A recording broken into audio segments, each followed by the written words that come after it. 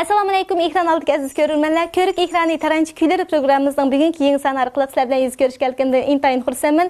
Riyosatchi Eli qizi Adila bugun sizlar uchun yana yangi mazmunlarni tayyorladi.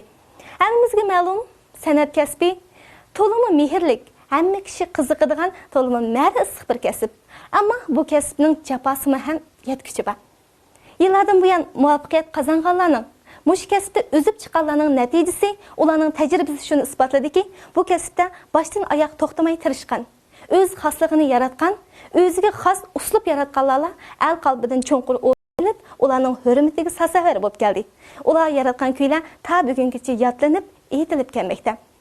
Ayni yillarda o'zining xosligi, o'zgacha uslubi bilan xalqimizning qalbidan o'rin olgan Ömerjan Alim hokimi ham bu kasbdagi muvaffaqiyat qozongan muhtaram san'atkorlarimizning biri.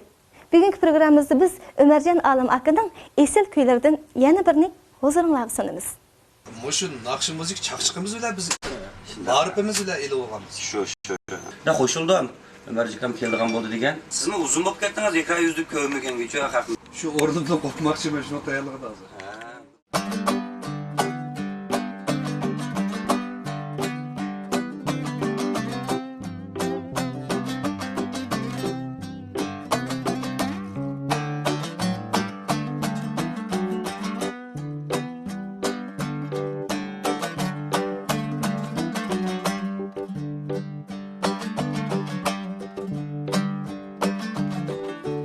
Yolunga qarab geçem gündüz ötüvatıdı benim yaşlığım. Yolunga qarab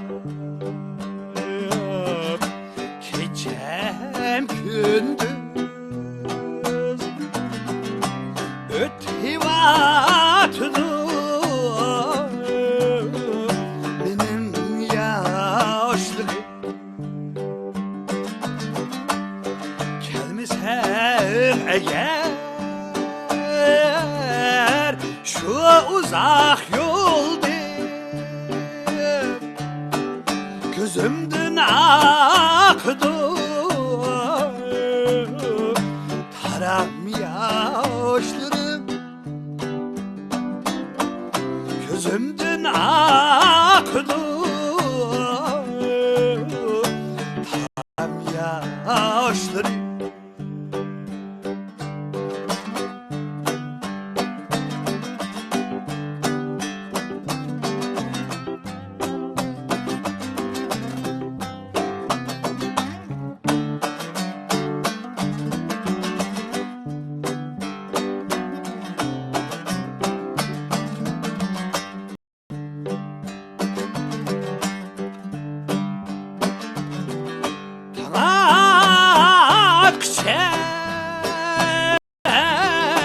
Gelmeydi uyku, gözümü yumsam mı seni esleymen, gözümü yumsam mı seni esleymen, muhabbetim razılık vermek, ölüp kessem mu seni esleymem, ölüp kessem mu seni esleymem.